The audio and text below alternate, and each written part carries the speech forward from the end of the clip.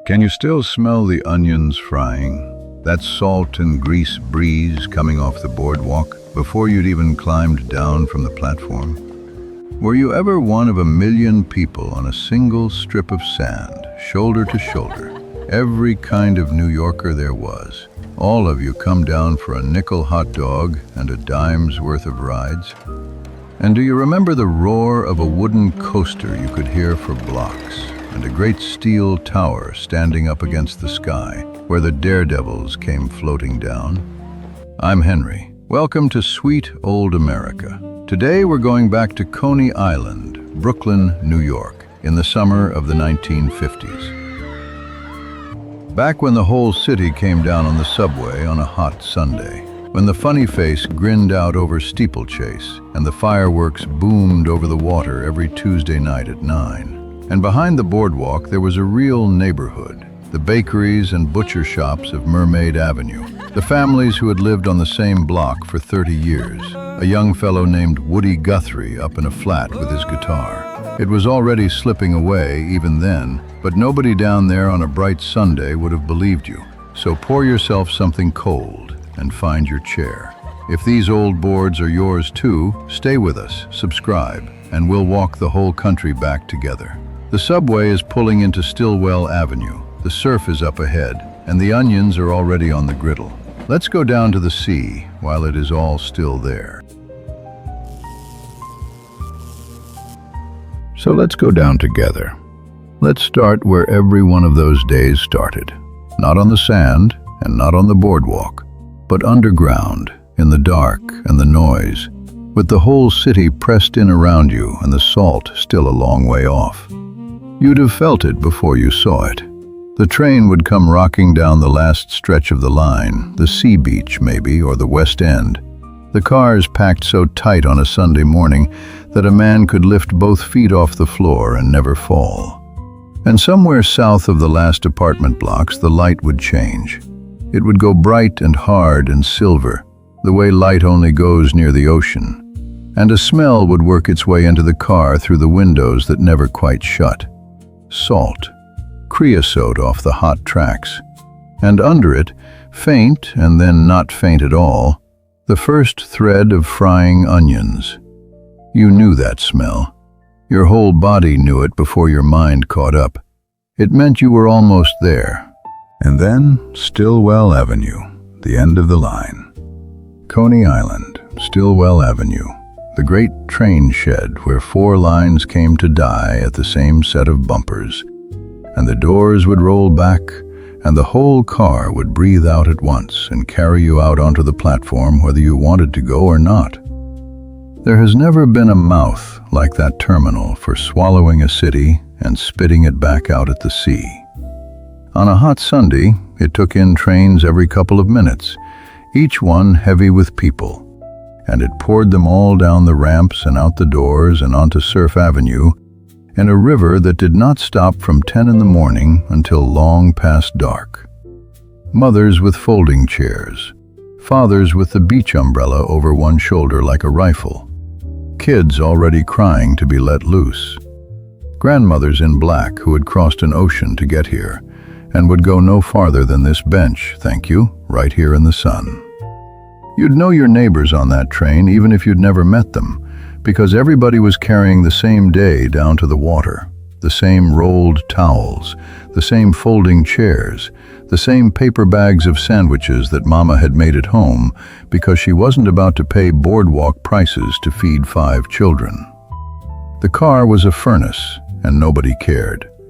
Somebody's radio played. Somebody's baby cried. The men read the folded paper standing up, one hand on the strap, swaying all together as the train took the curves, and every stop let a few more squeeze on until you'd have sworn the doors couldn't shut. And then they'd shut. And all of it pointed one way, south, toward the light, toward the smell, toward the sea. You remember the fare, don't you? It had been a dime for years, a thin silver dime dropped in the turnstile, and in you went. And then, one summer, right in the middle of the decade, in 1953, they raised it to 15 cents, And because a turnstile could not be built to take a dime and a nickel both, the city sat down and invented a little brass coin with a Y cut out of the middle of it. And that was the summer the subway token was born. 15 cents. That was the price of the whole world down here. 15 cents got you from anywhere in the 5 boroughs to the edge of the Atlantic Ocean. And once you climbed those stairs, a good deal of what waited for you was free. Come up the stairs with the crowd. Come up out of the shade into that white blaze of a seaside morning and let it hit you all at once, because this was the doorway.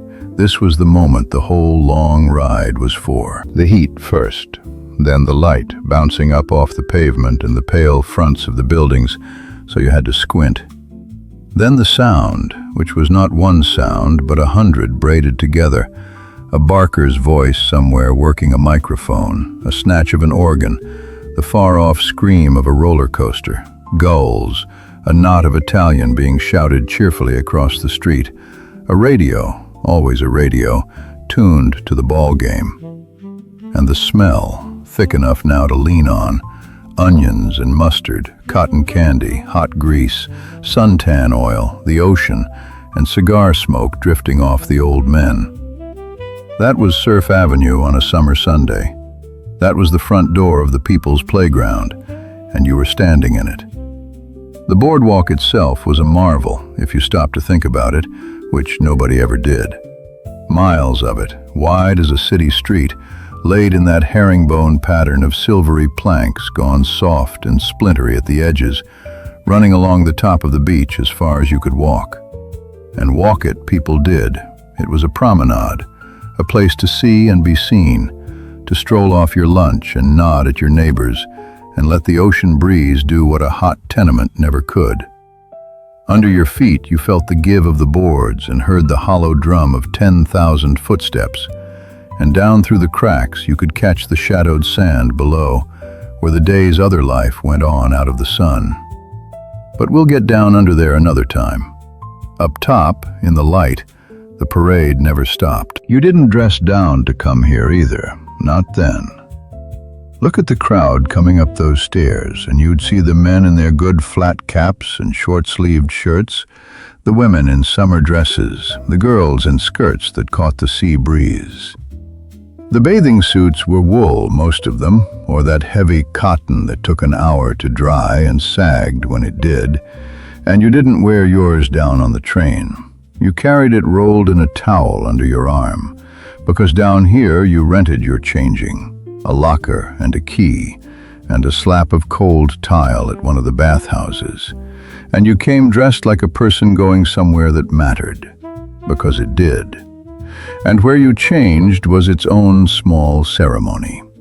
You couldn't very well strip down on the sand, so you paid your way into one of the bathhouses that lined the blocks behind the beach. A little money for a locker and a key on a loop of elastic you wore around your wrist or your ankle so the surf wouldn't steal it. Inside it was cool and dim and echoing, all wet concrete and the slap of bare feet, the smell of chlorine and salt and somebody's liniment, the bang of 100 locker doors at once. You'd wrestle out of your good clothes and into that wool suit, still damp and stiff from last Sunday. Hang your dignity in a steel box, clip the key to your wrist, and walk back out into the blaze a different person, barefoot now, and free. Everybody who ever did it remembers the cold shock of that tile under a hot bare foot. Some things the body just keeps. Now, you got 15 cents worth of city behind you, and a whole day in front of you. And the first thing a body wants after that ride is something to eat. You already know where your feet are taking you. Everybody's feet took them the same place. Down to the corner of Surf and Stillwell, to the low, bright stand with the yellow sign and the crowd 10 deep at the counter, to Nathan's. You smelled it before you got there, of course you did. You'd smelled it from the train. That was no accident. The men behind the counter fried their onions right there in the front window, in long, flat pans, pushing them back and forth so the smell rolled straight out over the boardwalk and reached down the avenue and took people by the collar. It was the best advertising ever built, and it cost nothing but onions. You followed your nose the last 100 feet the way everybody did, and you shouldered up to that counter, and you laid down your nickel. A nickel. 5 cents for a Nathan's Frankfurter, snapping in its skin, laid in a soft bun with a stripe of mustard, and, if you wanted it, a fork of those window onions, or a spoon of pale, sweet relish. 5 cents. And here is the thing folks forget. The man who built that place, Nathan Handworker, had started it back before your father was grown by taking the going price for a Coney Island hot dog and cutting it clean in half. The fine old garden restaurant up the way, Feltman's, sold theirs for a dime. Nathan sold his for a nickel and dared the whole world to tell the difference, and the whole world came down on the subway to decide for itself. You could stand at that counter and make a lunch for pocket change, a Frankfurter for a nickel, a paper cup of orange drink for a nickel, and if you were feeling flush, chow mein on a bun for a nickel more, or a barbecued beef sandwich, same price. Everything a nickel. It really was a kind of nickel paradise, that counter, and there was no table and no waiter and no need of either. You ate standing up, elbow to elbow with a stranger, both of you looking out at the same ocean, and it tasted better standing up than anything ever tasted sitting down. And what a thing it was to watch them work that counter on a rush. No line exactly, just a wall of people 3 and 4 deep, everybody calling out at once, and the countermen in their little white paper caps moving like one machine, snapping the francs off the grill, laying them in the buns, calling the change, never writing a thing down and never getting it wrong. A single dollar bill went a long, long way at that window. A whole family could eat till they groaned, and you'd still have coins jingling for the rides. That was the genius of the place, and it was no accident. Cheap enough that nobody was ever turned away, good enough that nobody ever wanted to be. If you had a dime to spend instead of a nickel, the boardwalk had plans for your dime, too. A paper boat of French fries, hot enough to burn your fingers, salted till they shone. An ear of corn turned on a grill and rolled in butter and salt. A dime, and you ate it, walking, the butter running down to your wrist. And somewhere in there, this is the one a lot of you are waiting for me to say, you got your frozen custard. Just west of Nathan's, there was an alley folks called Schweikert's Alley. And at a little stand right there, they turned out frozen custard, thick and cold and smoother than any ice cream, for a nickel a cup. On a day that hot, it started melting the second it left the machine, and you ate it fast, walking, chasing the drips, and your hand smelled of vanilla for an hour after. Do you remember that? A nickel's worth of cold on a 90-degree boardwalk. There are grown men today who'd give $100 to stand in that alley one more time, with a nickel custard going soft in the sun. And there was more where that came from, all down the boards. Saltwater taffy, pulled and cut and wrapped in little twists of wax paper. A whole box of it to carry home to whoever hadn't come. Candy apples burning red under the lights, so hard and shiny you half hated to ruin them. And the caramel ones gone soft and sagging in the heat. Cotton candy spun up out of nothing but sugar and air onto a paper cone, bigger than a child's head, and gone in about 4 sticky minutes. And here and there along the rail, a boardwalk photographer with a big box camera on a tripod, ready to sell you a memory before you'd even finished making it. Stand right there, folks, back against the rail with the ocean behind you. Hold still now. And a week later, a small black and white print would come in the mail, and there you'd be, squinting and sunburned and happy, on a day you'd otherwise have half forgotten. A good many of those little prints are the only proof left that any of it ever happened at all. Walk it off a little. Drift on down the boards, past the shooting galleries just waking up, and you'd come, on the corner of a numbered street, to Shatskin's. Shatskin's famous knishes, right around 32nd Street and Surf, and if you were a Brooklyn kid, you knew that name the way you knew your own. A knish is a simple thing, a fistful of mashed potato or buckwheat kasha, wrapped in dough and fried golden and eaten too hot in your bare hand, the steam scalding your fingers, the salt on your lips. Simple. But it was a whole family's life.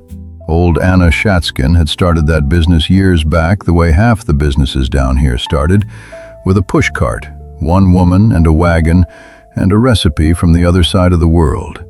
And she had turned a pushcart into a name people crossed the borough to find. That was Coney Island in a single square of fried dough.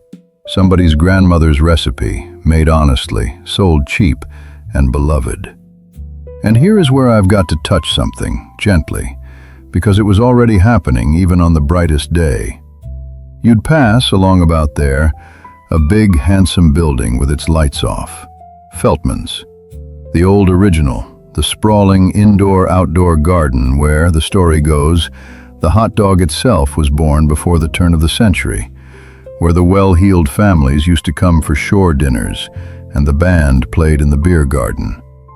And in 1954, right there in the middle of the decade, Feltman's closed its doors for good. It couldn't hold on.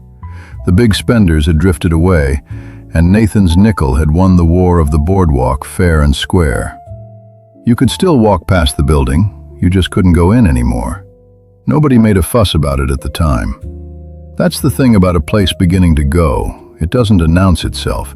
It just gets a little quieter, one shuttered window at a time, and you don't add it up until years later. So let's not add it up.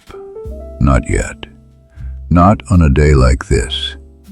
Let's turn our backs on the water for a bit, because there's a whole other Coney Island most of the day trippers never saw, and it's only a block or two inland, and you can already feel it as the roar of the boardwalk drops away behind you. You cross Surf Avenue and head up a numbered street, and within a block the carnival lets go of you. The screaming and the calliope fade down to a hum. The pavement gets quieter, and the buildings get taller and closer. Plain brick apartment houses with fire escapes zigzagging down their faces and washing strung between them. And you come out onto Mermaid Avenue, and Mermaid Avenue is a different animal entirely. Because this was not a place people visited, this was a place people lived. This was the neighborhood's real main street, its own downtown, running for block after block behind the amusements. The bakeries with the trays of rye and challah and seeded rolls in the window. The butcher shops with the sawdust on the floor and the chickens hanging. And a man in a bloody apron who knew your mother by name and knew exactly how she liked it cut. The banks. The candy store on the corner with the marble counter and the seltzer. The grocers, the fruit stands, the shoe man, the tailor. And in and among them the churches and the synagogues.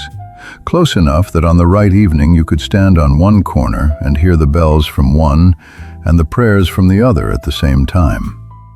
Because west of all that carnival lived a whole year-round city of working families, Italian and Jewish mostly. In among the Irish and the rest, the Jewish blocks ran, in those years, roughly from 27th Street down to 36th.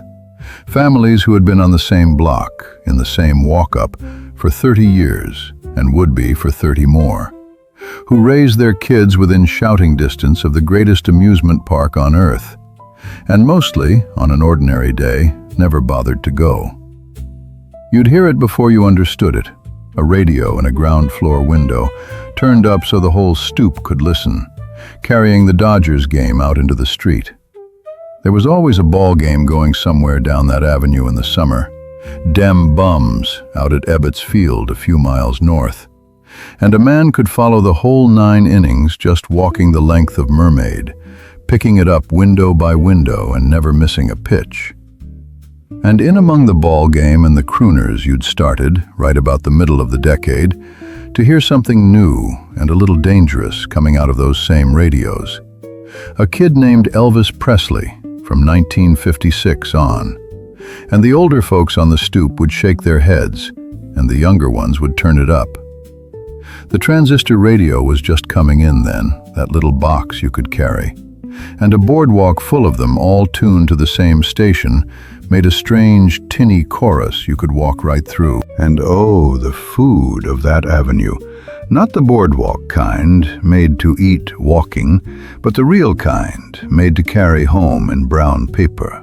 The appetizing store with the smoked white fish in the case, and the barrels of pickles by the door, and the lox sliced so thin you could read a newspaper through it. The bakery where the good rye came out warm at 4 in the afternoon, and the whole block timed its walk to be there when it did. The candy store on the corner where a nickel bought you an egg cream. No egg in it and no cream either. Just cold seltzer and milk and a good hard squirt of chocolate syrup, stirred up frothy right there at the marble counter. The single most refreshing thing a Brooklyn summer ever invented. You'd drink it standing up, reading the comic books off the rack the owner pretended not to see you reading. Every block had a store like it. Every kid had his. There was a fellow living up in one of those Mermaid Avenue flats in those years, sitting at a kitchen table with a guitar and a stub of pencil, writing down songs about ordinary people.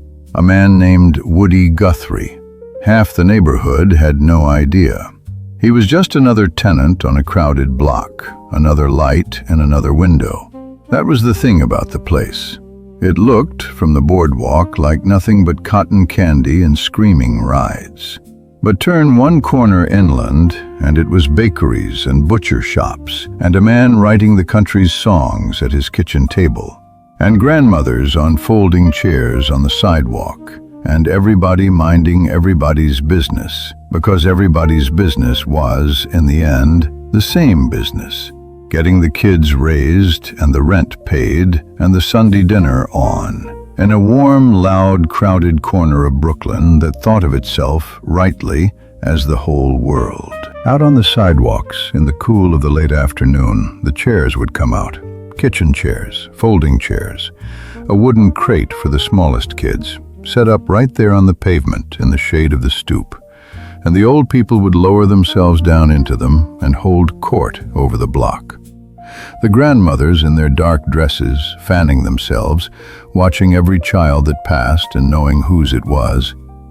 The old men playing pinochle on an upturned box, or just sitting, hands folded, letting the evening come. Nobody was in a hurry. Nobody locked a door. If a child took a spill 2 buildings down, 4 different women were up out of their chairs before he'd even finished deciding whether to cry. That was the bargain on a block like that. You gave up a little privacy, and in return you got the plain, certain knowledge that you were never, not for 1 minute, alone. There are people who would trade a great deal now, quietly, to have a little of that back. And the day would tilt over, the way summer days do, from the white glare of noon into something gold and long.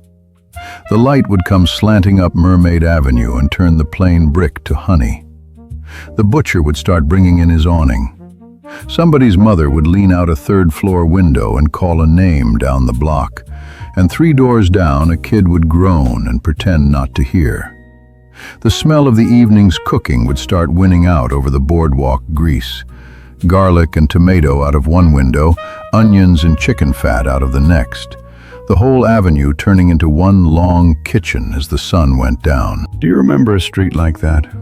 A street where you knew the butcher's name and he knew yours, and knew your grandmother's, and knew how she liked her chicken cut without being told. Most of us had one once. Some of us are still looking for it. And down here, on a summer evening in the 50s, with the ball game drifting out of one window and the supper out of the next, and the great foolish glittering machine of the boardwalk just starting to light up behind you, down here, for a little while yet, you didn't have to look for it at all. It was right under your feet. You were standing in the heart of it. Rest here a minute in that gold light before we go find where the fun was. Because tomorrow, and the day after, and every hot Sunday of that whole long decade, this is where it started, with a nickel and a train and the smell of onions on the sea wind. and the day is only just beginning.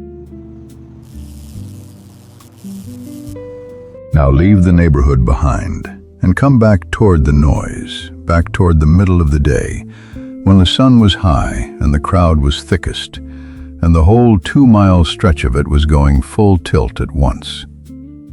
Because we've eaten our nickel lunch and walked the quiet avenue, and now it's time for the thing you really came all this way for. It's time to go find where the fun was. You heard it long before you reached it. The rides had a sound all their own, a great braided roar of machinery and music and humans screaming, rising and falling, that hung over the whole west end of Coney Island like weather. And rising up out of the middle of it, painted 40 feet tall in the front of the biggest pleasure palace on earth, was a face. A wide, grinning, slightly mad face with far too many teeth, looking down on the whole seething crowd like it knew something you didn't. That was the funny face. That was Steeplechase Park. George Tillieu had opened it back in 1897 before anybody alive had been born. And of the 3 great parks that once stood shoulder to shoulder here, it was the last one still running. The survivor, the grand old lady of the boardwalk. You paid your way in through the gate under that grinning face, and you passed into a world built for one single purpose, top to bottom, and that purpose was joy. Not education, not uplift. Joy. The loud, silly, breathless, slightly undignified kind. The kind a working family couldn't get anywhere else for love or money, and could get here for the price of a combination ticket.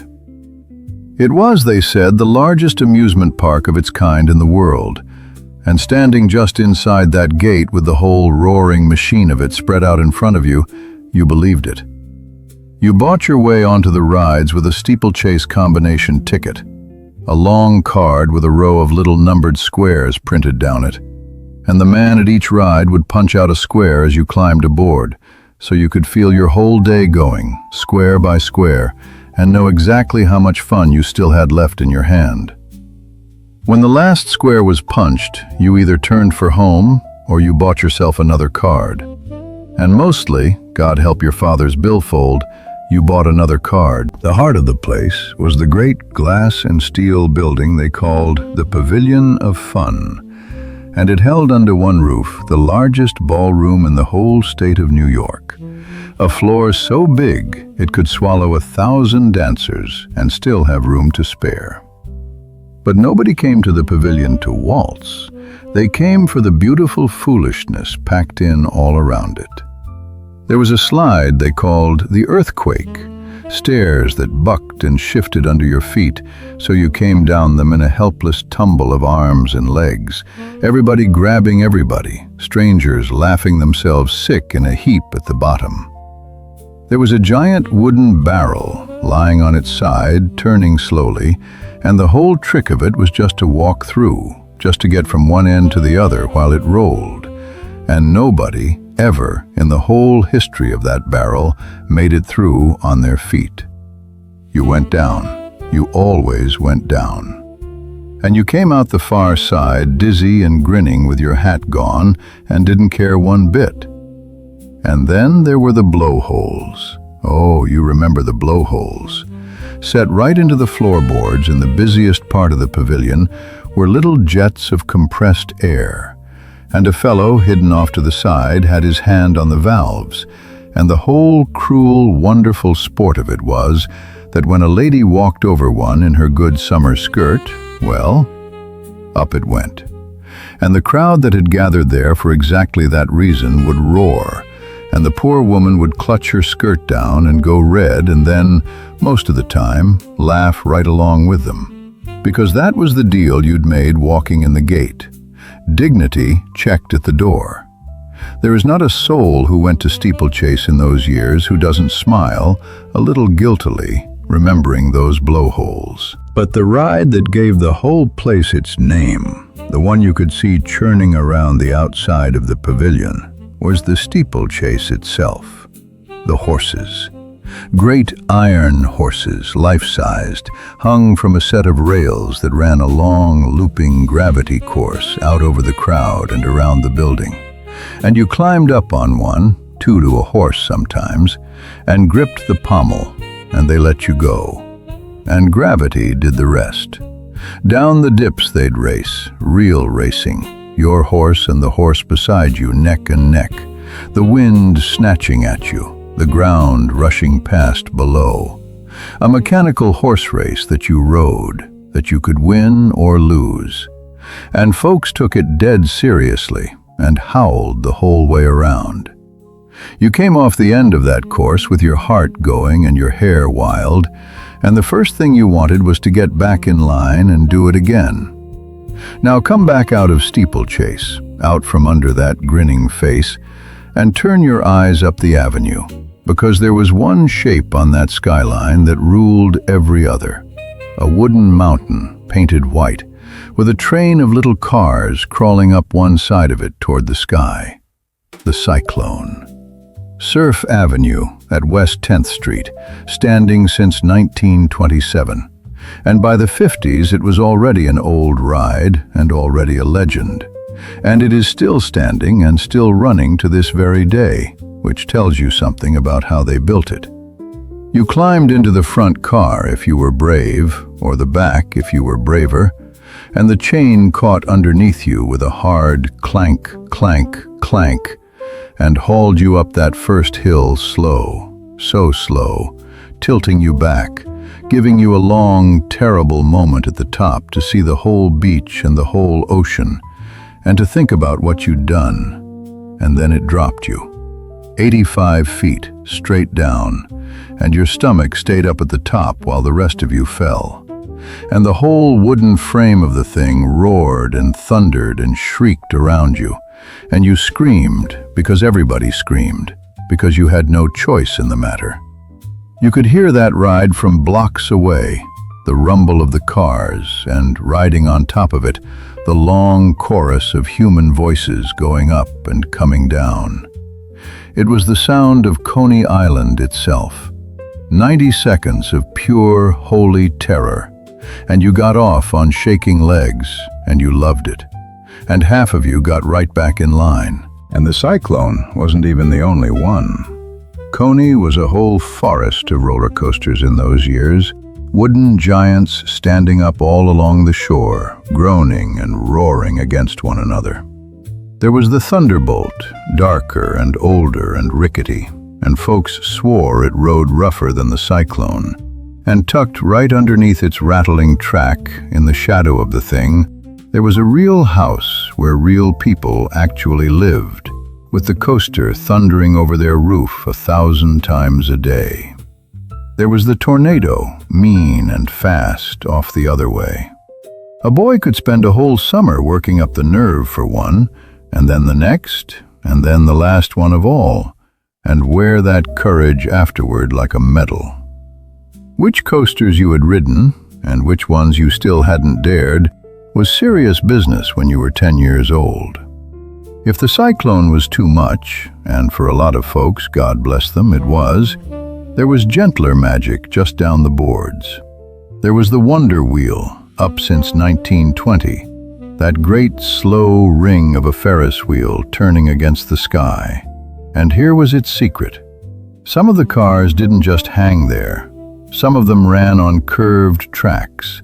And as the big wheel turned, those cars would slide, without warning, swooping down toward the hub and out again, so that you thought you had a nice, calm view of the ocean, and then the floor dropped out from under you, and you slid shrieking toward the ground and back. On a clear day, from the top of that wheel, you could see the whole city laid out behind you, and the whole Atlantic in front. And for one turning minute, you hung there between the two, over all of it, the king of Brooklyn. And for the little ones, and for anybody whose stomach had had enough, there was the carousel, the B&B carousel, with its horses carved and painted by hand, real wood, manes flying, frozen mid-gallop, going round and round to the wheeze of the band organ. And do you remember the brass ring? There was an arm you could reach for as you came around, and if you leaned way out from your horse, Mama's heart in her mouth, and grabbed the brass ring off it, you got a free ride. Kids nearly fell off those horses reaching for it. That was the whole of childhood right there, wasn't it? Leaning out as far as you dared, over nothing, reaching for the prize, while somebody who loved you held their breath. Come further down now and let me show you something, and let me say it gently, because it's the one hollow place in all this brightness. There was a stretch along here, a great open block, that by the 50s was mostly a parking lot and a housing project going up. Flat, ordinary. And if you were old enough, you'd look at it a certain way because you remembered what had stood there. Luna Park, the most beautiful of all of them, a fairy city of 250,000 electric lights, 1,000 white towers and minarets and spires like something out of the Arabian Nights that had turned night into day right on that spot for 40 years. It had caught fire and caught fire again. And finally, in 1949, it closed for good and came down, and they paved it. Most of the day trippers walking past never knew. They saw a parking lot. But the old-timers saw all those lights. That's how it goes with the best things. One year they're a city of lights, and a few years on they're a place to leave your car. And the only place the towers still stand is behind somebody's eyes. But look up, and there's your monument. The thing you could see from the train, from the beach, from halfway across Brooklyn. The parachute jump. 250 feet of red steel lattice work standing straight up off the ground like the Eiffel Tower's Brooklyn cousin, with 12 arms at the top and a candy-striped parachute folded under each one. It hadn't even been built here. It was built for the World's Fair out in Flushing Meadows in 1939. And when the fair closed, they brought it here in 1941 and stood it up over Steeplechase, and there it towered. They strapped you into a little canvas seat, 2 by 2, and hauled you up that tower into the wind, higher than anything else on the whole shore, until the people below were dots, and the ocean went out flat and silver to the edge of the world. And then they dropped you. The chute caught and snapped open, and you came floating and swinging down, screaming and laughing, guy wires singing, the whole coast spread out under your dangling feet. For a lot of Brooklyn kids, that was the highest they would get off the ground for years and years, until the day, grown up, they finally boarded an airplane. And even then, they'd tell you, it wasn't half the thrill of the jump. Down at the foot of it all ran a narrow, crowded lane they called the Bowery. And this was the carnival at its rawest and its loudest. The arcades and the games of chance and the sideshows all jammed in cheek by jowl. Every doorway with a man out front working a microphone, trying to pull you in off the walk. Step right up, see the amazing, see the impossible, see what they won't show you anywhere else on this earth. The shooting galleries ran all down the lane, the little lead pellets going pop, pop, pop against the moving tin ducks and stars. And if you knocked down enough, you won a paper rose or a plaster dog for your girl. There were games rigged so tight a grown man could throw all afternoon and win nothing, and knew it, and threw anyway, because winning wasn't quite the point. And over all of it played that wheezy, cranky, off-key carnival music, the sound of 100 cheap machines all going at once, a sound that meant nothing in the world but this, the boardwalk, the summer, the crowd, the whole cheap, glorious circus of it. And behind some of those loud painted banners, if you laid your dime down, there was the sideshow proper. The 10-in-1, they called it, 10 acts under the one tent. Inside, up on the little platforms in the heat and the dark, were the wonders the barker had promised. The fire eater who tipped his head back and swallowed a lit torch whole. The sword swallower, the tattooed man inked from his collar to his wrists with ships and mermaids and the names of women. The strong man, the snake charmer with the great heavy snake draped round her neck. The fortune teller. Some of it was pure humbug, and everybody more than halfway knew it, and it did not matter one bit. Because for a single dime, a kid out of a Brooklyn tenement got to stand 3 feet away from something he would swear about for the rest of his natural life. You filed through in the dark, wide-eyed, and came out blinking into the sun, feeling like you'd looked clear over the edge of the world. And when your feet finally gave out on you, there were the arcades to duck into. Long, cool halls full of machines. Penny after penny fed into them. The skee-ball lanes, where you rolled the hard wooden balls up the ramp into the rings and won a long curl of paper tickets to trade at the counter. The iron fortune tellers behind glass. A mechanical gypsy who jerked to life and dealt you a little printed card about the love and the fortune headed your way. The mutoscopes you cranked by hand to make the flickering pictures dance. The claw that never quite closed on the prize you wanted, not once, not ever. And up over the prize counter hung the Cupid dolls, those wide-eyed little dolls on a stick, all feathers and glitter. The very thing every fellow in Coney Island was trying to win for his best girl all summer long. To walk that girl down the boardwalk with a Cupid doll you had won her, well, that was really something. That was a young man saying something he hadn't yet found the words for. And then, along about the middle of a hot afternoon, you'd finally had enough of the rides and the noise, and you'd do what everybody had come to do underneath it all. You'd go down to the water. And here is where the whole thing takes your breath, even now, even just to remember it. Because on a hot Sunday in the 1950s, that beach was not a beach. It was a sea of people. You would come up over the boardwalk rail and look down, and you could not see the sand, not a grain of it, for the bodies. A blanket touching a blanket touching a blanket. Umbrellas by the 10,000, brown and burning bodies packed shoulder to shoulder and hip to hip, from the boardwalk all the way down to the foaming edge of the surf, for 2 miles in both directions. 1 million people. That was a normal hot Sunday, 1 million. The all-time record had been set just after the war, on a single blazing day, and they counted it at 2.5 million souls come down to the same strip of sand. There has never been anything like it in America before or since, and there never will be again. And the miracle of it wasn't the number. The miracle was who they were.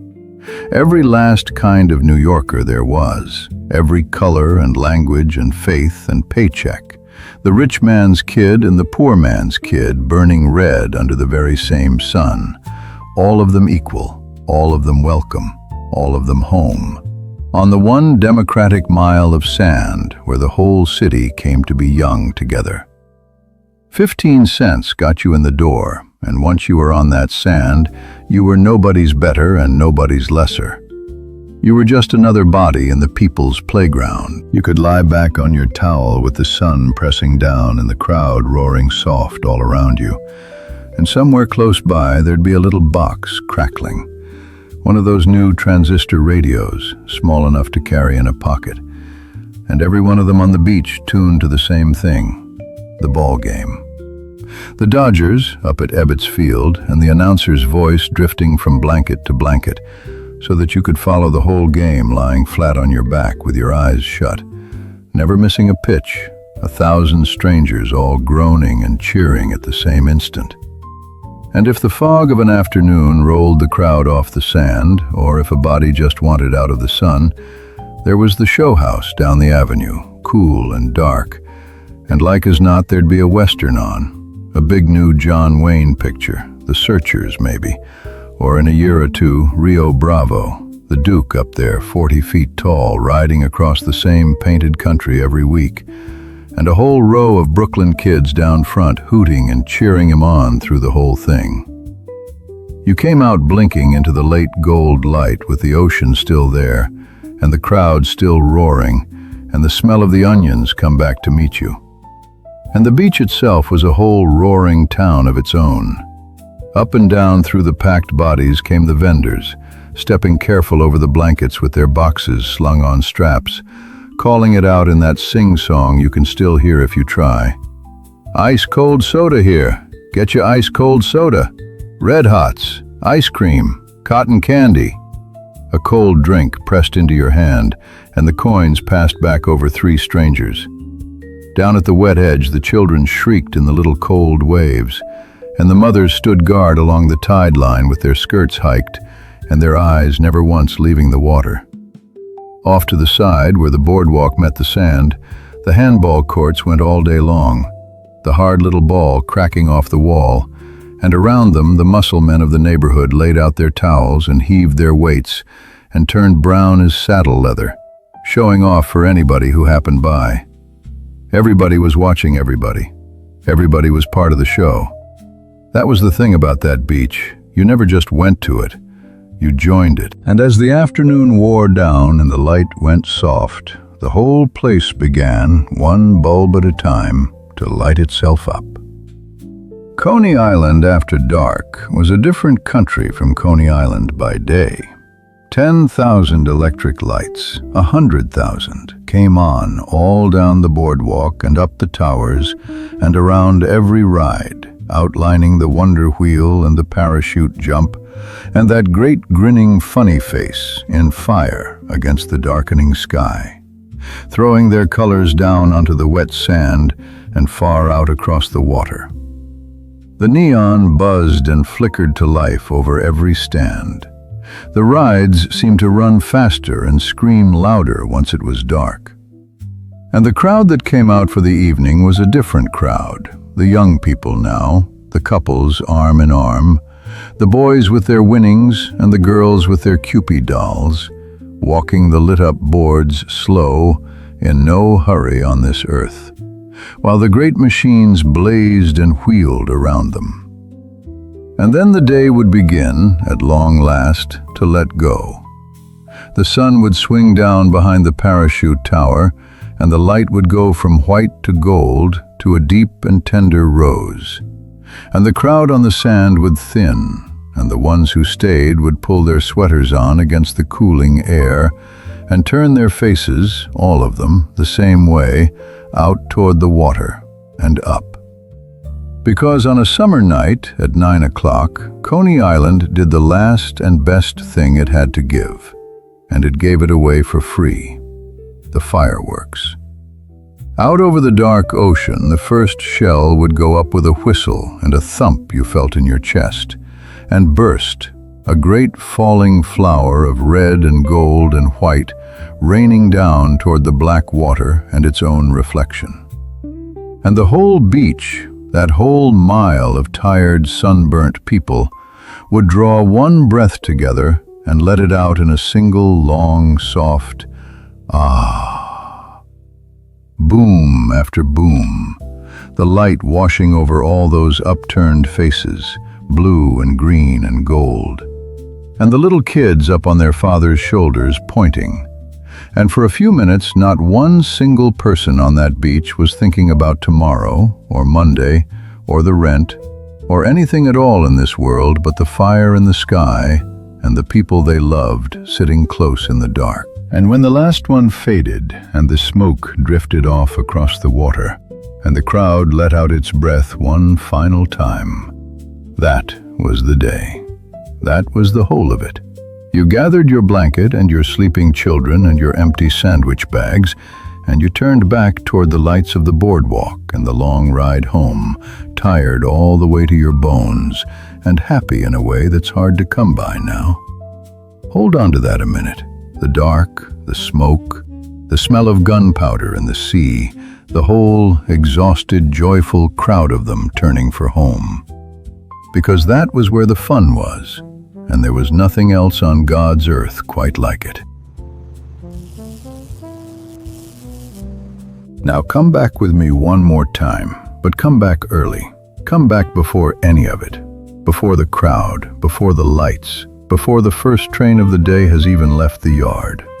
Because we've spent 2 whole days now as one of the million down here to play, and there's a side of Coney Island the million never saw, and it happened while they were still asleep in their beds up in the city.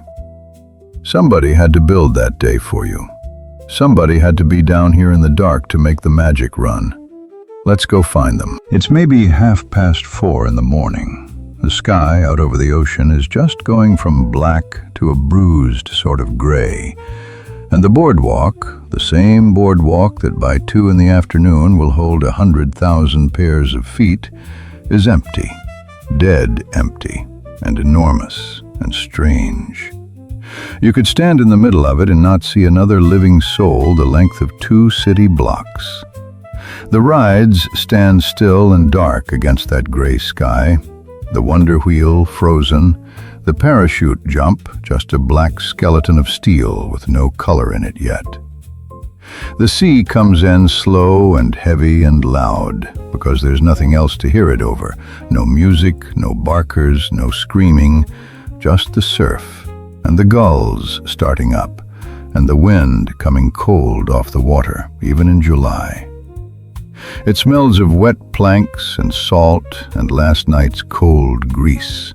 And it is, for this 1 hour, almost holy. A great cathedral of fun, swept out and silent, waiting, but not entirely empty. Look closer, in the gray. There's a light on in the back of one of the food stands. There's a man rolling up a metal shutter with a bang that echoes clear down the empty walk. There's a horse, yes, a horse, even then, pulling a wagon of ice blocks along a side street. The iceman swinging his tongs, hauling the big dripping blocks into the chest coolers one after another before the sun can get at them. There's a truck backing up to a bakery door. The delivery men are the first ones down. The bread, the milk, the soda, the great sacks of potatoes for 100,000 orders of French fries, the crates of Franks, the barrels of sauerkraut, all of it coming down in the dark so it's there and waiting when the city arrives. A resort town runs on a tide of deliveries nobody ever thinks about, and that tide came in every single morning before dawn, quiet while the fun was still asleep. And underneath even the delivery men, earlier still, ran the trains themselves. Off in the yards, the motormen and the crews were bringing the empty cars down the line in the dark, sweeping out yesterday's sand and sticky wrappers, lining the trains up at Stillwell so that when the first eager family came down the platform steps at daybreak, there'd be a car sitting there with its doors already open, lit and waiting. The whole city's machinery, the tracks, the signals, the power reaching all the way down to this last stop by the sea, cranking quietly to life in the dark so the people's playground could open its doors on time. None of it ran itself. None of it ever ran itself. And here's the thing you have to understand about all of it. The thing that sat underneath every job down here. It was a season. Just a season. This whole roaring machine, this whole town of 1,000 businesses, made its entire year's living in the 14 or 15 weeks between Memorial Day at the end of May and Labor Day at the start of September. That was it. That was the window. A man who ran a custard stand or a shooting gallery or a kiddie ride had those 100-odd days to earn what would carry him and his family clear through the long dead winter. And he knew it in his bones. And so he was down here at 4:30 in the morning rolling up his shutter, and he stayed till midnight, and he did it 7 days a week while the sun shone, because the sun was money, and the calendar was cruel, and Labor Day always came. There's a particular kind of tired that belongs to a person who has to make a whole year in one summer. A lot of Coney Island wore it, and a great many of the hands down here were young ones. A summer job at Coney Island was a rite of passage for the neighborhood kids. You'd lie about your age at 14 to get taken on somewhere, slinging francs or hauling trash or minding a kiddie ride, and you'd carry most of what you made straight home to your mother and keep a little back for yourself. And you'd feel, for the first time in your life, like a man with a wage in his pocket. The money wasn't much. A boy might make $1 an hour if he was lucky, less if he wasn't, though the tips at a good stand on a good day could near double it. But it was never really about the money, and every one of those kids would tell you so 50 years on. It was about being inside the thing, on the working side of the counter, in the know, part of the crew, while the whole rest of the world walked by out front as paying customers. There was no pride on this earth quite like the pride of a Coney Island kid on his first real payday, sunburnt and dead on his feet, and rich as a king with $9. And every last one of them, from the stand owner down to that 14-year-old, lived and died by the one thing they could not touch or fix or argue with: the weather. Sun was money. A long run of hot, clear Sundays could make a whole season, and a cold, gray, rainy week in the very heart of July, the beach empty, the boards slick and deserted, the rides turning for nobody at all, could break a man who had bet his entire year on those 100 days.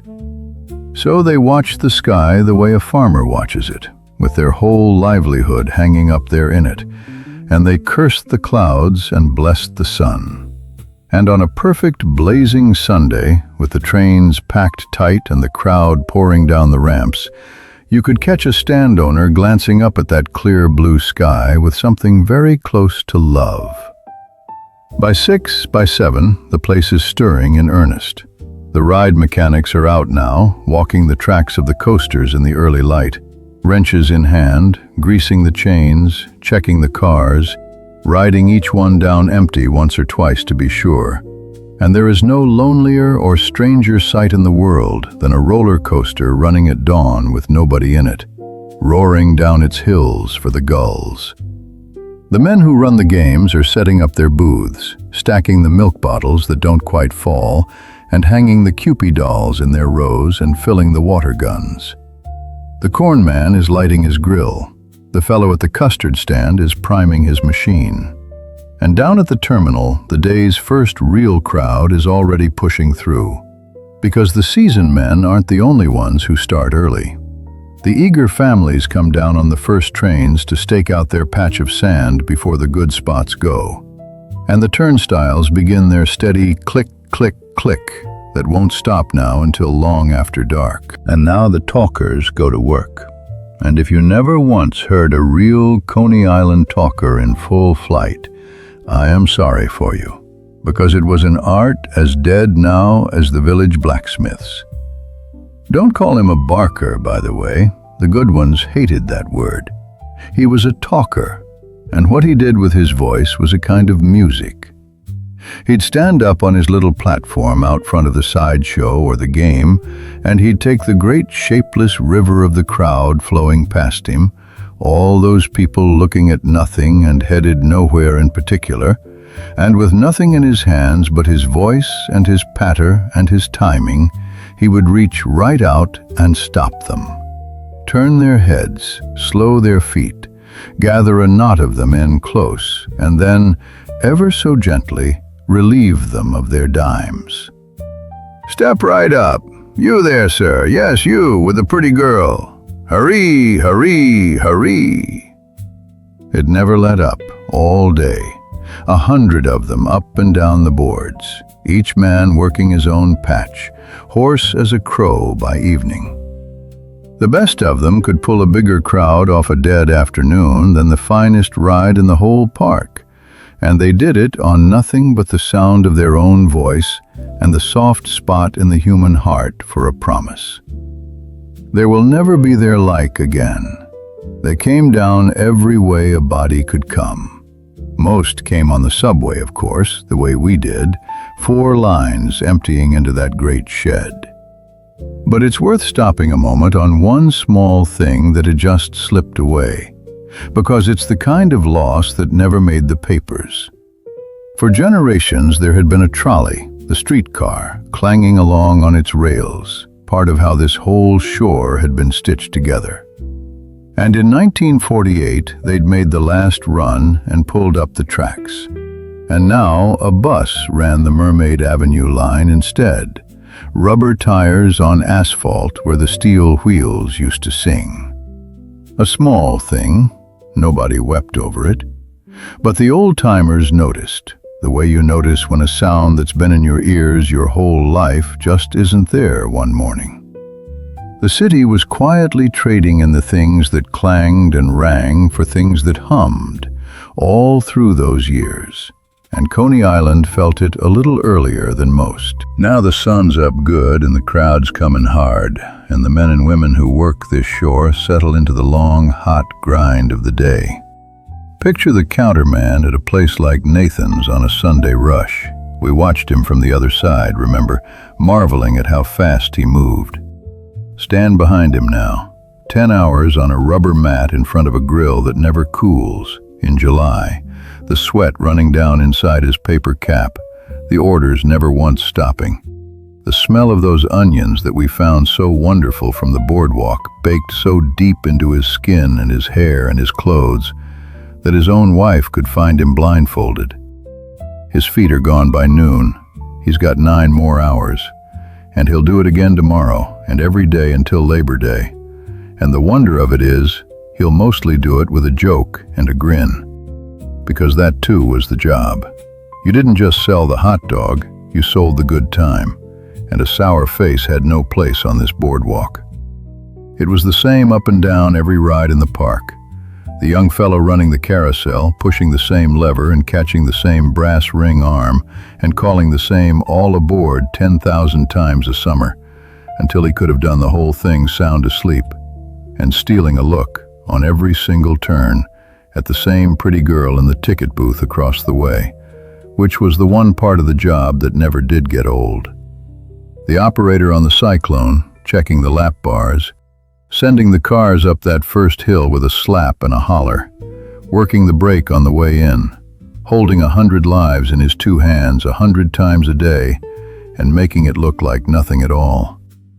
The woman in the glass ticket booth, counting out nickels and dimes and tokens until her fingertips went black with the tarnish of other people's money. Small jobs, endless jobs, the same little motion over and over, from morning till the lights went out, and every one of them a single thread in the great machine, and the whole machine only ran because every last thread held. Out on the sand, up on their high white chairs above that sea of bodies, sat the ones with the hardest job of all, the lifeguards.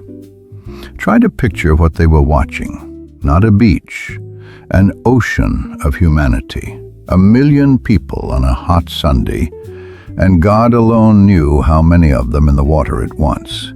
And most of those couldn't swim a stroke, city people, tenement people, who'd maybe never seen the ocean until they came down here, splashing in over their heads in a crowd so thick you couldn't have picked out your own child at 40 feet. The guards sat up there in the blaze with their eyes moving and never stopping, whistle in their teeth. And when one of them came down off that chair, he came down fast and hard, straight over the heads of the crowd and into the surf, because a life hung on the seconds. They pulled people out of that water all day long, and it wasn't only the drowning. The loudspeakers up and down the beach called all day for the lost. A little boy in a red suit, a little girl who answers to Rosie, last seen by the 3rd comfort station. One hot August day, the Lost and Found logged 125 lost children. 125 in a single day. Each one a mother somewhere, with her heart stopped cold until they carried her crying child back to her through the crowd.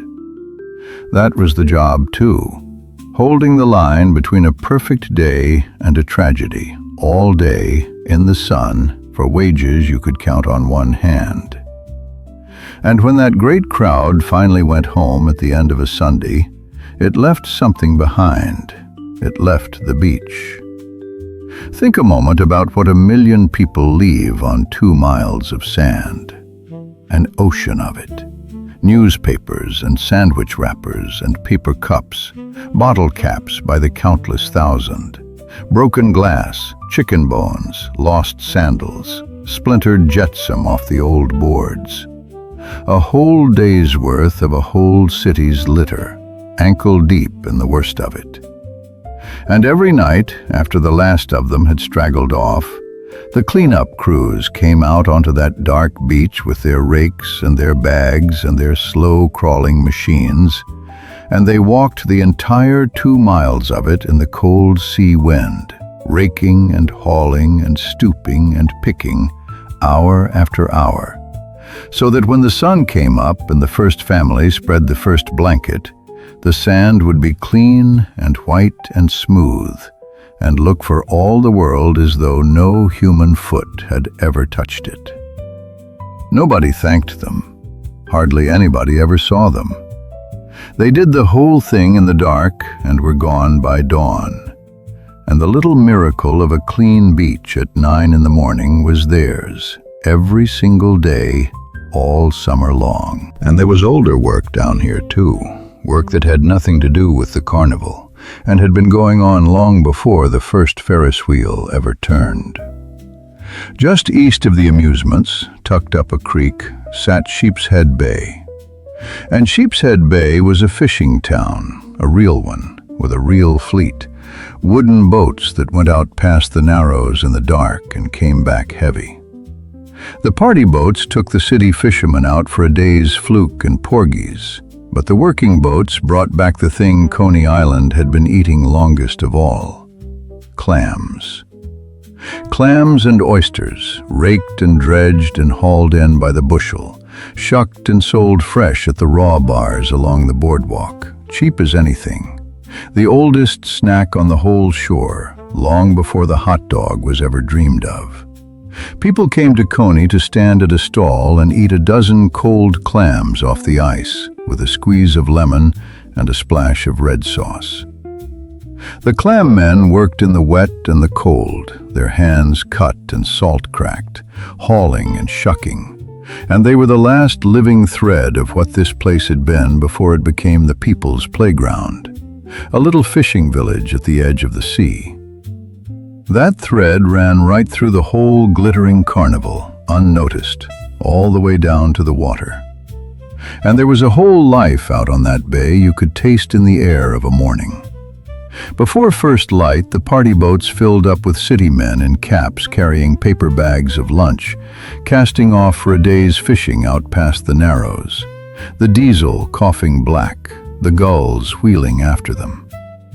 The working captains had been out for hours already, and along the pier the catch came in, fluke and porgy and blackfish, the clams and the crabs, onto the ice, into the market, out to the restaurants and the raw bars, the whole neighborhood eating off that bay the way it had for 100 years. It smelled of salt and diesel and fish and bait, a good, honest, working smell. Nothing at all like the sugar and grease of the boardwalk a few blocks west. Two completely different Coney Islands, the fishing town and the fun fair, living quiet side by side, and most of the 1 million never once knowing the other one was even there. Let me take you into one more workplace before the day ends, because it was a world unto itself, and half of you knew it well. The bathhouses. We talked about ducking into one to change back at the start, the cold tile, the key on the elastic. But a bathhouse wasn't just a place to put on your suit. The big ones were nearly small cities. There was Washington Baths and Raven Hall and the grand old row folks called the Presidential, the Lincoln, the Jefferson, the Roosevelt. Great establishments with saltwater swimming pools you could use when the ocean was too rough or too crowded, with handball courts where the neighborhood's fiercest games went on from dawn to dark, with steam rooms and sun decks up on the roof, with lockers by the thousand. And running all of it was a whole staff you never thought about while you were enjoying it. The attendants handing out the baskets and the towels and the keys, mopping the endless wet floors, minding the pools, breaking up the handball arguments, working the steam and the heat all day so that a family from the Bronx could have a hot shower and a clean towel and a place to leave their good clothes for $1 or $2. It was warm, wet, echoing, hard on the feet work, 6 and 7 days a week, all season. And come the fall, when the last swimmer went home, they'd drain the pools and lock the doors, and the whole booming palace would go silent and cold until spring. Because that was the other end of the season, and it always came. Labor Day, the first Monday of September. You could feel it coming for a week beforehand, a change in the light more than the heat, the days pulling in at the edges. And then it arrived. The last great crowd of the year came down and had its last hot dog and its last ride and its last swim, and went home in the evening, and the next morning Coney Island began quietly to close itself down. The stands came shuttered one by one. The shooting galleries went dark. The Cupid dolls came down off their hooks and into cardboard boxes. The rides stopped and were greased and tarped for the winter. The custard machines were scoured out and switched off, and that great empty dawn boardwalk we stood on this morning that became the whole day, every day, for 8 long months. The wind came harder off the water. The gulls had the place to themselves. Sand blew across the deserted boards and piled in the corners of the boarded-up stalls. And the sweepers and the watchmen and the few year-round souls walked a ghost town by the sea, past the frozen rides and the shut-up bathhouses, waiting for May. And a few of them stayed the whole winter through. A place like that couldn't be left entirely to the gulls, so all through those cold, empty months, a handful of watchmen and caretakers kept the long vigil, walking the frozen boardwalk with their collars turned up, checking the tarps on the rides, running the stray dog off the boards, keeping one eye on the shuttered stands and the drained pools. Picture that job a moment. To have known this place at its wildest, 1 million people, all that light and noise and music, and then to walk it alone in January, with the snow blowing sideways off a black sea and the parachute jump groaning in the wind 250 feet over your head, and not one other living soul from one end of it to the other. They were the keepers of the sleeping giant. They kept the whole great dreaming machine safe through the dark half of the year, so that it would be there, whole and ready, when the light finally came back, and the crowd came back, and the season cranked up and roared once more. Did you ever work a summer like that? A job you can still smell on your own hands all these years later, the grease or the salt water or the sweet burnt sugar of it. A job where you were dead on your feet by dark and up again before light, making somebody else's good time for pocket money, and half hating it, and half never happier in your life? A whole lot of us did once in a place like this. And here's the thing nobody tells you when you're young and exhausted and counting the days to Labor Day, that you'll spend the rest of your life trying to get back to it. That the tired was the good part, that being needed and being young and being part of something that big and loud and alive, even from behind the counter, even up on the lifeguard chair, even down in the cold clam boat before dawn, was a kind of wealth you didn't know you had until it was a very long time gone. So let the season end. Let the boards go quiet and the wind come up and the lights blink out one by one down the empty shore. They'll come back on in May. They always came back on in May. And the whole beautiful borrowed machine of it will crank up and roar again. And a new million will come down on the trains to play and never once think about the hands that built their day for them in the dark. That's all right. That's how it's supposed to work. The magic is supposed to look like it runs itself. But now you know better. Now you've seen the other Coney Island, the one that got up before the sun. Rest here a moment in the empty evening and hold on to those hands, before we go and spend our last day together where the whole neighborhood put down its work and turned, all as one, towards Sunday. So, here we are then, the last day, and let it be a Sunday, because Sunday was the day that held all the rest of them together. The day the whole crowded corner of Brooklyn stopped its working and its hustling and turned quietly toward the things that were supposed to matter more. We've come down on the nickel and eaten at Nathan's. We've ridden the cyclone and watched the fireworks. We've stood in the dark with the ones who built it all before dawn. Now let's stand still a while on a Sunday morning and look at the soul of the place, the faith of it, the rituals of it, the codes that everybody lived by and nobody ever wrote down.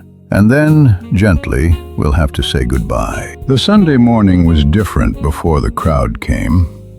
There was a window of a few hours, early, before the first heavy trains rolled in, when Coney Island belonged to the people who lived there, and on a Sunday morning, what those people did was go to church.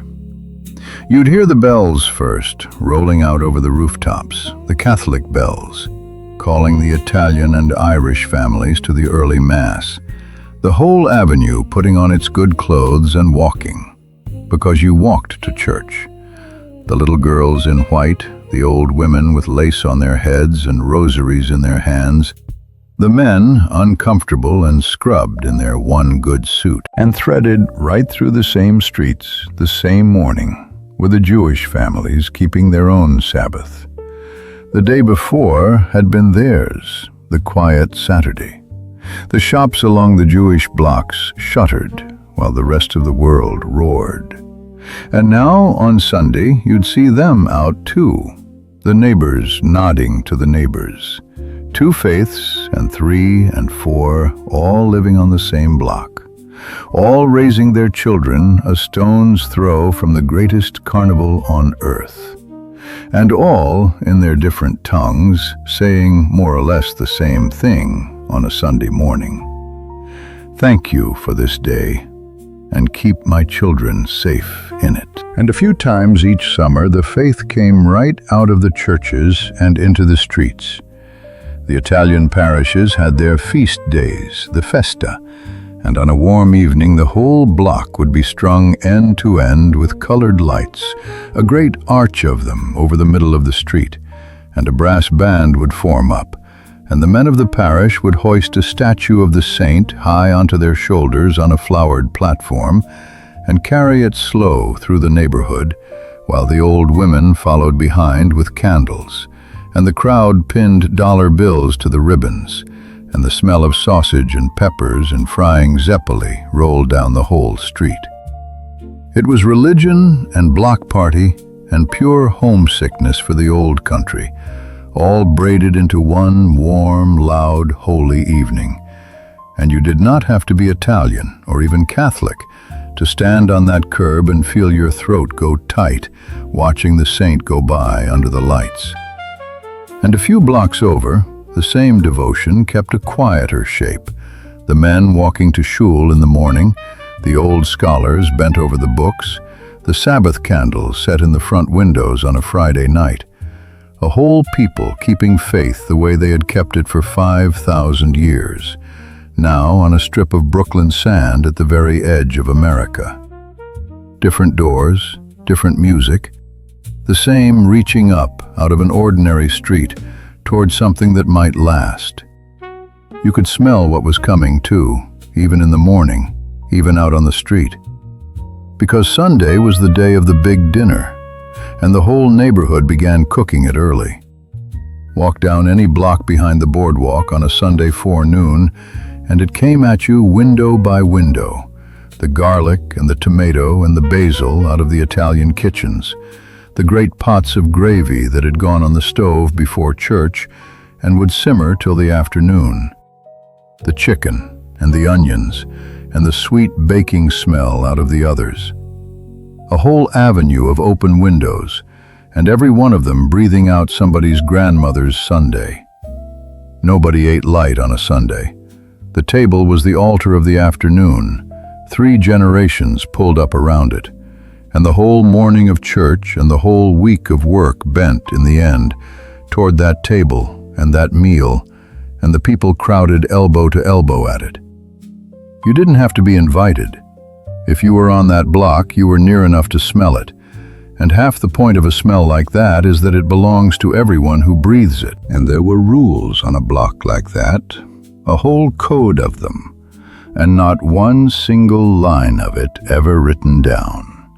And everybody, from the oldest nonna to the smallest child, knew every word by heart. You did not sass a grown-up, any grown-up, because any grown-up on that block had the standing to cuff you and then march you home to be cuffed again, and would. You gave up your seat, and you carried the old woman's bags, and you took your cap off indoors and in front of a church. A man's word was the whole of his credit. A door got left unlocked because a locked door was very nearly an insult to the neighbors.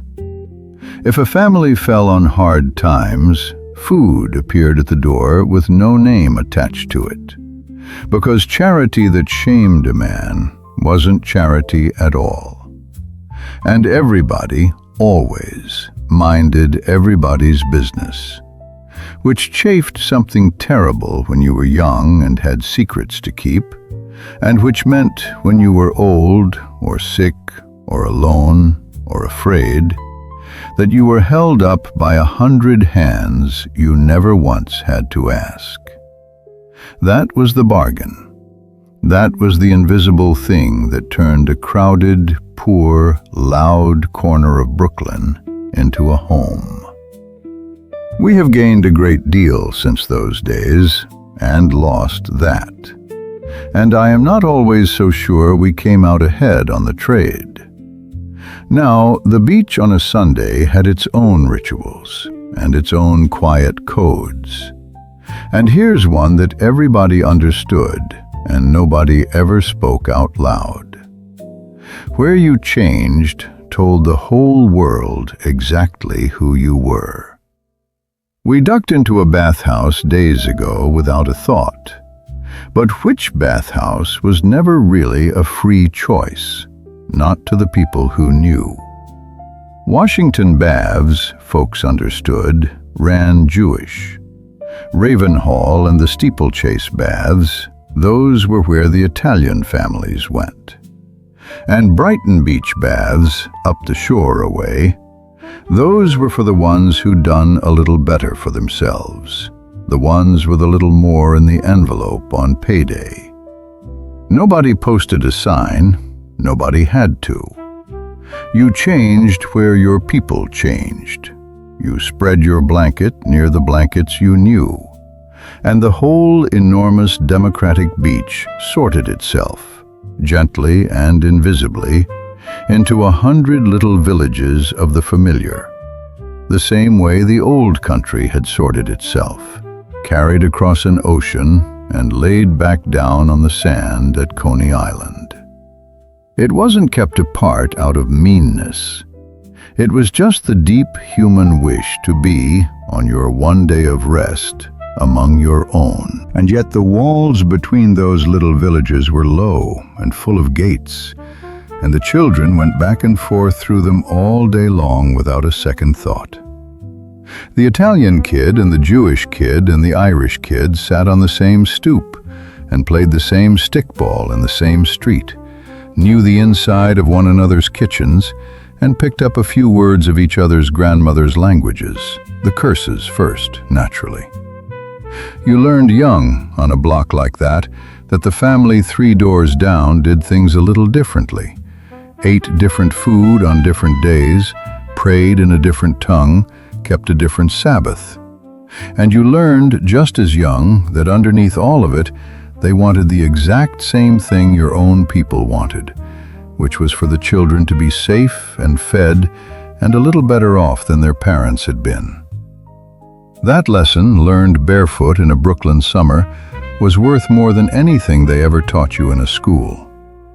And yet, and this is the beautiful part, the part that made this place what it was, for all those little invisible villages, the sand itself belonged to everybody, all at once, with no fence and no gate and no ticket past the nickel it cost to ride down.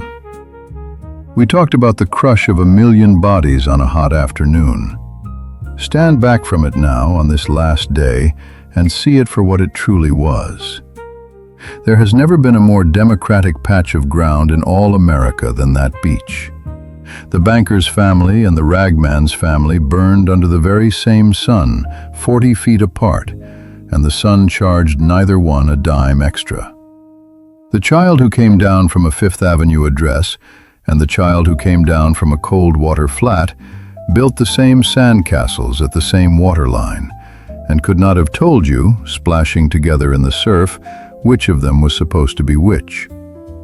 Whatever a man was up in the city, however the city ranked him and sorted him and kept him in his place Monday through Friday, down here on a Sunday, in his bathing suit, with the sand in his teeth and a sunburn coming, he was just another soul enjoying the sea. That was the deep thing under all the noise. That was the soul of the people's playground. It was the one place the whole city could be equal and together and happy all at the same time. And it did that, quietly, for generations, and never once made a speech about it. And when the sun went down on a Sunday, the beach gave the neighborhood back to itself, and the boardwalk became something else again. A promenade for the evening, a place to walk off the big dinner in your good clothes and be seen doing it. The families came out slow, the baby in the carriage, the grandmother on somebody's arm, everybody nodding to everybody. And in and among them went the young people, and this, quietly, was the real business of a Coney Island evening. Because this was where Brooklyn fell in love. A boy and a girl could walk that boardwalk in the lights for hours, close but not too close, the whole world safely watching, and share a bag of taffy and ride the wonder wheel up into the dark where, at the very top, for one turning moment, a fellow might just work up the nerve to take a girl's hand. Half the marriages in that neighborhood started on those boards, on a summer night, with the music going and the lights lying out across the water. Ask the old couples. A great many of them will point and tell you, right there, right about there is where it started, under those very lights. The neighborhood had its big set-piece rituals too, the days that broke the ordinary rhythm. There was, come the tail of the summer, the Mardi Gras, Coney Island's own. A great parade that came down Surf Avenue in September with floats and marching bands and paper confetti thick in the air. A last blowout before the cold came. A tradition already old by the 50s, and already, if you looked close, a little faded and threadbare at the edges. And folded into it were the baby parades, which are almost too tender to believe now. The mothers dressing their babies and their little ones up in costumes and finery, and wheeling them down the boardwalk in decorated carriages to be looked at and cooed over and judged, prizes for the prettiest and the cleverest. A whole avenue of a whole neighborhood's hopes rolled out in the sunshine on 4 squeaky wheels. Think of that. A place famous the world over for its freak shows and its roller coasters and its cheap, wild thrills, stopping once a year to push its babies down the boardwalk in the sun. Both things were true. Both things were Coney Island.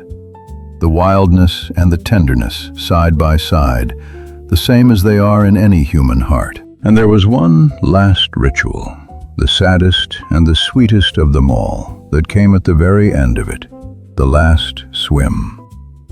There'd be a day, along near Labor Day, when the light had already changed and the water had taken on that first cold edge, and you knew, without a single soul saying it out loud, that this was the last one. The last time in the sea until next year, which, when you are 10 years old, is the very same thing as forever. And you'd stay in too long, till your lips went blue, and your mother called and called from the blanket, because you were trying with all your might to hold the whole summer in your 2 hands and keep it from running out between your fingers. Every child who ever loved a summer place knows that particular ache, the last swim, the long look back from the boardwalk at the darkening water, the walk to the train with your wet hair and your sand-caked feet, and the whole gold season swinging shut behind you like a door. Some of us spend the rest of our lives trying to get back into the water on that one last warm afternoon. And then there was the thing that wasn't down here at all, and yet was the beating heart of the whole borough all summer long, the Dodgers. A few miles north at Ebbets Field played the ball club that belonged to Brooklyn the way no team has ever quite belonged to a place before or since. Dem Bums, they called them, with a helpless love, the team that came so close, so many times, and always seemed to break your heart in the end, always to the Yankees, always in October. And then came 1955. And in 1955, at long last, the Brooklyn Dodgers beat the New York Yankees in 7 games and won the World Series, the first one they had ever won, the only one they would ever win in Brooklyn. And when that last out was caught, the whole borough came up off its stoops and out of its bars and into the streets all at once, and simply lost its mind with joy. Grown men wept on Flatbush Avenue, car horns from the bridge to the sea. And down here on Mermaid Avenue and Surf, the same.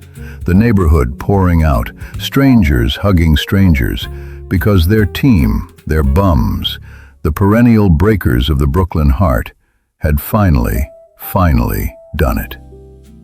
If you were a Brooklyn kid in that autumn, you thought the good days would run on forever. Why on earth would you think anything else? Your team were champions of the world, and the boardwalk was roaring, and the whole warm, crowded, singing world of it was right there under your feet, where it had always been, and none of us knew it then.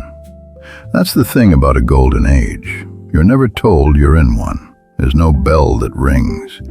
You're just living your ordinary Sunday, smelling the gravy and hearing the bells and burning on the sand, and you have no earthly idea that you are standing in the last good light of something, that the people around you and the world around you are already, quietly, beginning to go. Because it was going. Even in that champion autumn, it was going. The old bathhouses had already begun to close, one after another, the great echoing palaces of salt water and steam padlocked and left to the gulls. The little summer bungalow colonies, where families had come down for whole Julys for generations, were being cleared away. The wrecking ball had already started to swing. They called it urban renewal, and block by block the old low wooden Coney Island was coming down to make way for the tall brick towers of the projects. Feltman's was already gone. Luna's lights were already 30 years cold. It was all slipping, right there under that bright champion sky, and nobody down there on a Sunday would have believed you if you'd told them. And 2 blows were coming that nobody saw at all. The first, that ball club, those bums that had just made the whole borough weep for joy. After the 1957 season, they left. They packed up and moved clear across the country to Los Angeles. And Ebbets Field came down for an apartment block.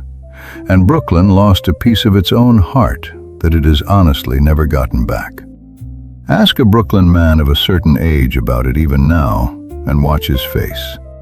And the second blow came for this very ground we've been walking.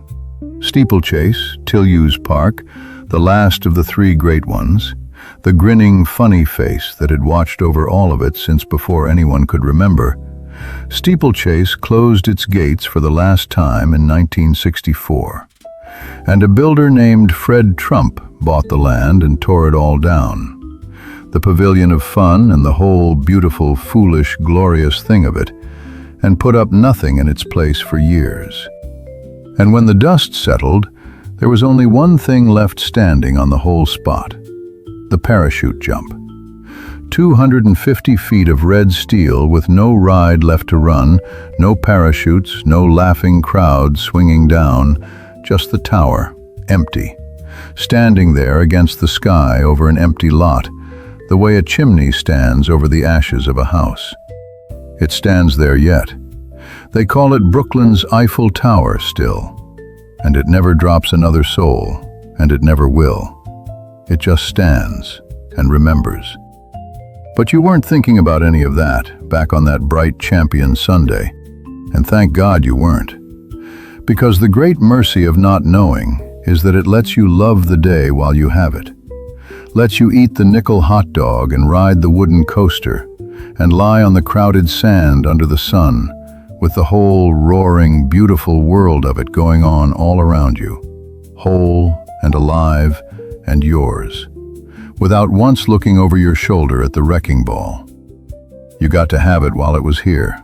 That was the gift. That was the whole gift. So let the day go down, this last time, the way all those days went down. The sun sinks behind the parachute tower, and the light turns from gold to rose to a deep and quiet blue. The crowd thins off the sand and pulls on its sweaters and drifts back toward the lights. And the lights come on all down the boardwalk, one by one. And out over the black water the fireworks go up and burst and fall and fade. And the great soft ah rolls down the beach one final time.